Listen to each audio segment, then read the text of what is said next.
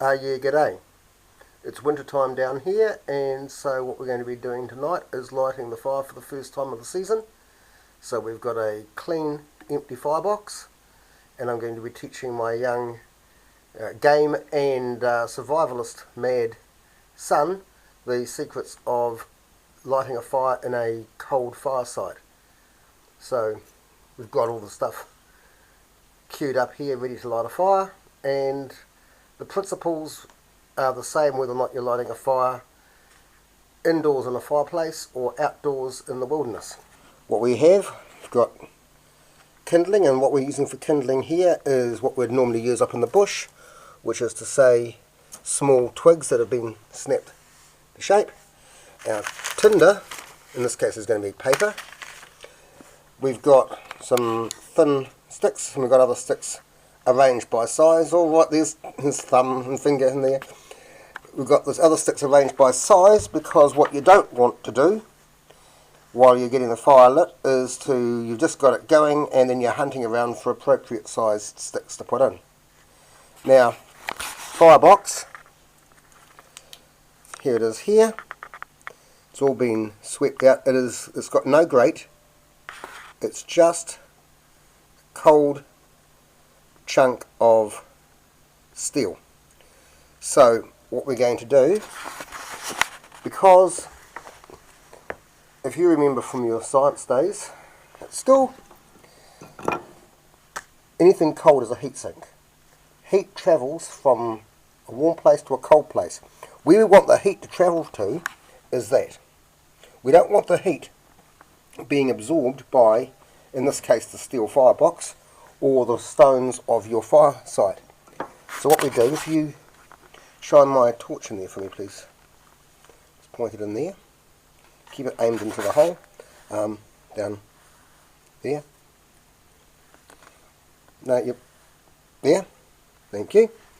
Put down a piece of wood there. And another one there. And what we're going to do is build a raised platform of other sticks.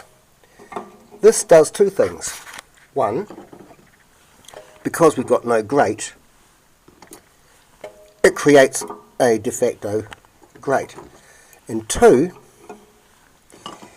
the heat the heat from the flame is going to go into these sticks, which are nowhere near as bad a heat sink as the metal surrounding them.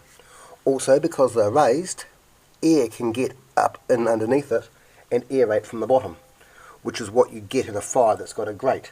But you don't get it in a fire pit out in the woods, and you don't get it in this fire here either.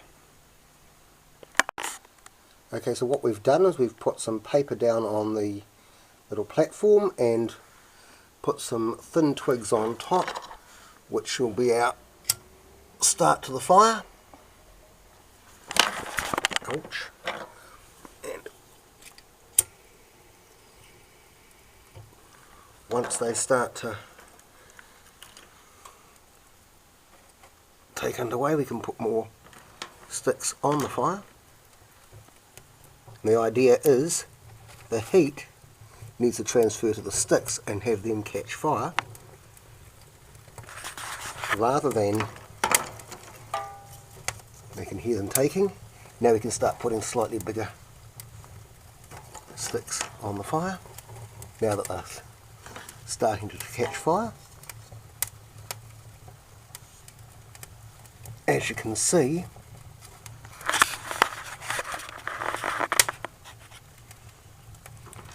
by getting the wood up off the cold, the sticks actually catch fire a lot faster. If they've been sitting on the steel would have robbed them of heat, and they wouldn't have started so well. So now we have the fire starting to burn away quite merrily inside there, and we can continue feeding it. Eventually the wood that they're resting on will burn away and start forming embers. And we've got air flowing in underneath them so that they are getting a good draft, which they also wouldn't be doing if they were sitting straight on that steel.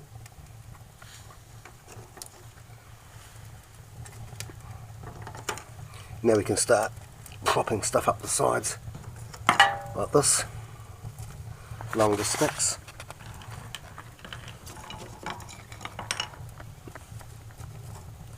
And the fire is underway. Cold fire. If you had a fire pit lined with stones, you'd do the same thing. You'd keep the wood up off the stones while you ignite it, and then the next morning you'll have a bed of embers, which you'll still find are hot. I've woken up in cold mornings up in the bush and gone and felt the embers of the ashes of the fire, and it's hot.